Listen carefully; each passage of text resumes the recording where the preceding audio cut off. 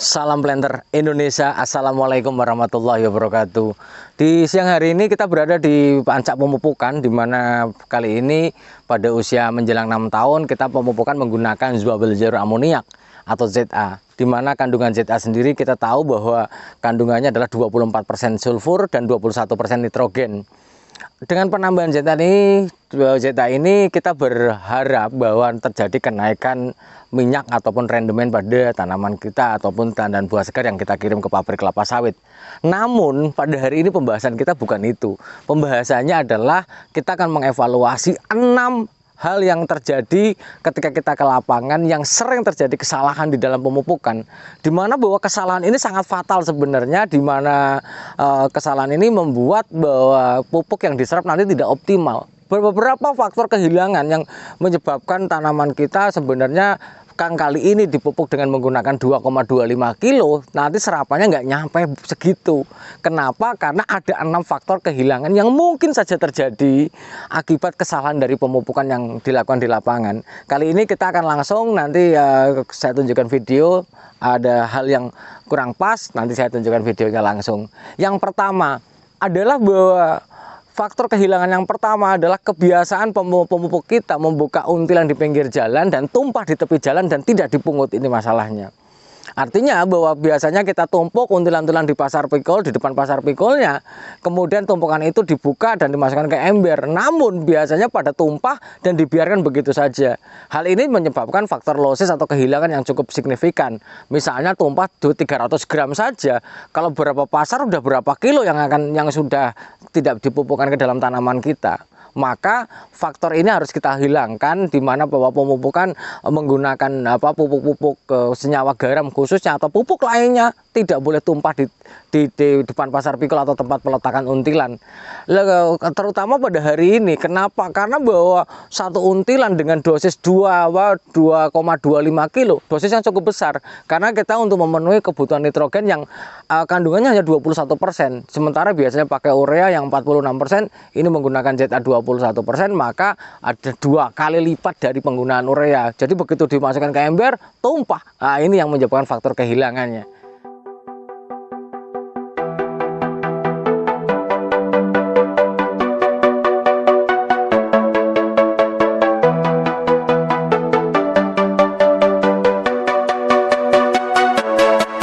Kemudian yang kedua adalah bahwa pemupukannya tidak merata. Bahwa prinsip pemupukan menggunakan senyawa garam ataupun pupuk lainnya, baik mau pupuk batuan, maka bahwa setiap partikel tanah ketemu dengan satu partikel pupuk. Nah, kali ini masih kita temukan ternyata tidak rata, ternyata masih ada bongkahan-bongkahan. Kemudian pemupukannya adalah spot-spot, artinya bahwa tidak spot-spot saja. Nanti kita tunjukkan videonya seperti apa. Hal ini sangat penting karena bahwa pupuk yang bersenyawa garam khususnya ZA ini juga mengalami penguapan yang cukup signifikan. Walaupun tidak sekeras dari urea, tapi bahwa ZA ini juga mengalami penguapan yang cukup saya bilang ada penguapannya lah.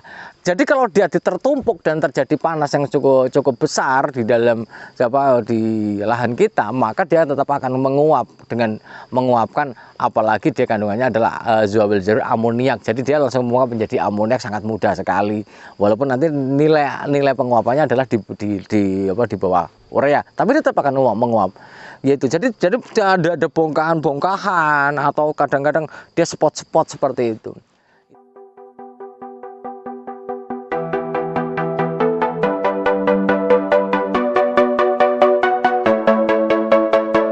Yang ketiga, pemupukannya tidak satu lingkaran. Artinya bahwa penaburan pemupukan di kelapa sawit, apalagi dia di piringan, misalnya dengan sistem di piringan, tabur di piringan, maka bahwa si pemupuk itu wajib menaburkan pupuknya ke sekeliling tanaman kelapa sawit kita adalah serata mungkin. Harus selingkaran penuh, bukan setengah lingkaran. Ini yang terjadi adalah terjadinya setengah lingkaran karena mungkin sebelah sana di pasar gawangan matinya agak semak, maka hanya misalnya setengah lingkaran. Ini sangat tidak kurang pas. Kenapa? Karena bahwa nanti butuh energi akar untuk datang. Sementara kalau disebar dengan disebar begitu saja yang rapi dan rata semuanya, maka akar kelapa sawit akan mudah untuk melakukan penyerapan terhadap nitrogen yang ada pada ZA ini.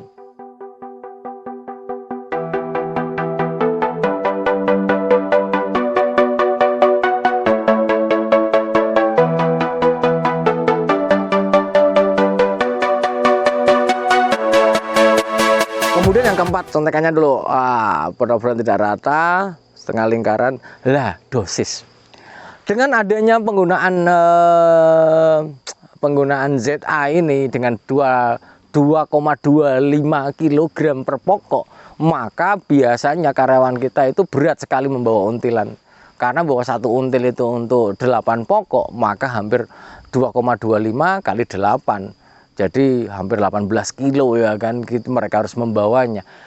Hal ini sangat penting untuk kita evaluasi. Kenapa? Dengan 18 kilo rata-rata pemupukan kalau udah kita evaluasi sampai tengah, tidak sampai tengah masalahnya. Itu. Jadi pemupukan di tepi jalan ini dosisnya relatif lebih banyak. Padahal sudah sesuai dengan untilan. Karena dia meletakkan 1, 2, 3, 4, satu untilan, 1, 2, 3, 4, satu untilan pun.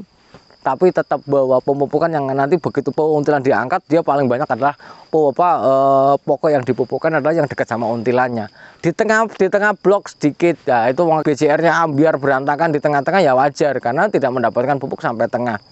Itu. Dan yang terakhir adalah bahwa tidak sampai tengah, dan yang paling penting adalah sebenarnya adalah evaluasi. Satu lagi, gumpal. Jadi kesalahan yang terakhir itu adalah bahwa adanya penggumpalan pupuk yang tidak dipecahkan.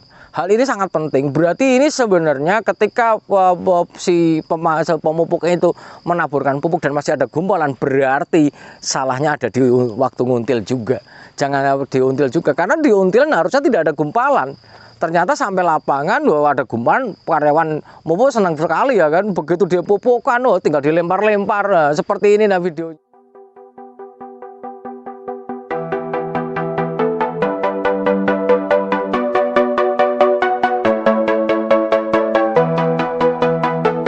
Ini menjadi catatan yang kuat bagi kita semua sebagai seorang planter.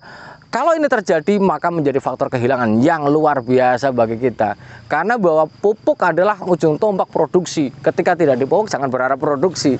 Apalagi ini menggunakan ZA yang notabene bahwa kebutuhannya sangat-sangat signifikan untuk bisa menaikkan ekstraksi minyak kita.